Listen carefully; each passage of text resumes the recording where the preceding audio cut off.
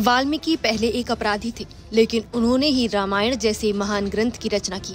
ये टिप्पणी की है केरल हाई कोर्ट के जस्टिस पीवी कुन्नीकृष्णन ने एक ऐसे मामले की सुनवाई के दौरान जिसमें एक शख्स ने खुद को पुनर्वासित बताते हुए पुलिस की राउडी लिस्ट से नाम हटाने की मांग की थी।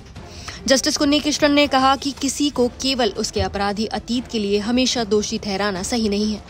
उन्होंने कहा, वाल्मीकि, जिन्हें हम एक महान ऋषि के रूप में जानते हैं, शुरुआत में एक अपराधी थे, लेकिन उन्होंने जीवन बदलकर रामायण लिखी। इससे ये साबित होता है कि अपराधी हमेशा अपराधी नहीं रहता। इस टिप्पणी के पीछे अदालत का उद्देश्य था ये समझना कि भारत की आपराधिक न्याय प्रणाली केवल सजा देने के लिए नहीं, बल्कि सुधार के सिद्धांत पर आधारित है। जस्टिस कुन्नीकृष्णन ने स्पष्ट किया कि कई बार गरीबी, बेरोजगारी, शिक्षा की कमी, टूटा हुआ पारिवारिक ढांचा और मानसिक स्वास्थ्य समस्याएं किसी व्यक्ति को अपराध की ओर धकेल देती हैं। उन्होंने कहा, समाज ने अगर अपराधियों को बनाया है तो उसका दायित्व है कि वो उनके सुधार में भी भागीदार बने। आपको बता दें कि ये मामला एक याचिका से जुड़ा है जो कोच्चि के एक व्यक्ति ने दायर की थी, जिसका नाम फोर्ट कोच्चि पुलिस स्टेशन की राउडी लिस्ट में शामिल था। याचिकाकर्ता ने अदालत को बताया कि वो पिछले 8 वर्षों से किसी भी आपराधिक गतिविधि में शामिल नहीं है। उसकी स्थिर नौकरी है, उसका मित्र मंडल बदल गया है और वो नियमित रूप से चर्च जाता है। उसने ये भी बताया कि उसके खिलाफ दर्ज मामलों में वो लगभग सभी में बरी हो चुका है। केवल एक मामला अभी विचाराधीन है, जिसमें वो 8वां आरोपी है। राज्य की ओर से याचिका का कड़ा विरोध किया गया और दावा किया गया कि याचिकाकर्ता अब भी कुछ अपराधियों के संपर्क में है, इसलिए उस पर नजर रखना जरूरी है।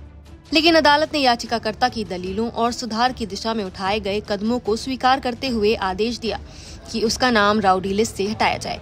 हालांकि कोर्ट ने यह भी कहा कि पुलिस की मंशा केवल समाज की रक्षा करना है और याचिकाकर्ता को ये हमेशा याद रखना चाहिए कि कोर्ट ने उसे एक नया मौका दिया है। अदालत ने इस बात पर भी जोर दिया कि राउडी लिस्ट पुलिस के आंतरिक उपयोग के लिए होती है और इसे थाने की सार्वजनिक जगहों पर नहीं लगाया जाना चाहिए। कोर्ट ने कहा, ऐसी लिस्टें केवल पुलिस कर्मियों की पहुंच में होंगी, जिससे गोपनीयता बनी रहेगी और किसी व्यक्ति की छवि सार्वजनिक रूप से खराब नहीं होगी। इस संदर्भ में जस्टिस कुन्नीकृष्णन ने अपने 2023 के एक फैसले का भी हवाला दिया, जिसमें उन्होंने कुख्यात हत्यारे रिपर जयानंदन को उसकी पुस्तक के विमोचन कार्यक्रम में शामिल होने के लिए पैरोल दी थी।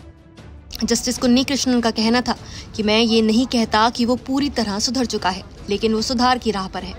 फिर भी समाज के प्रति उसका अतीत एक बोझ है और इसलिए वो अब भी जेल में है। केरल हाई कोर्ट के इस फैसले का उद्देश्य एक संदेश देना है कि अपराधी हमेशा अपराधी नहीं रहता। समाज की जिम्मेदारी है कि वो सुधार की राह पर चल रहे लोगों को मौका दे। फिलहाल इस पूरे मामले में आपकी क्या राय है, हमें कमेंट करके जरूर बताएं। नमस्कार, मैं हूं मानक गुप्ता।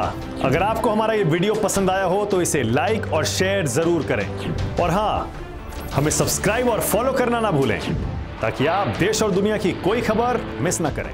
तो जुड़े रहिए हमारे साथ और देखते रहिए न्यूज़ 24।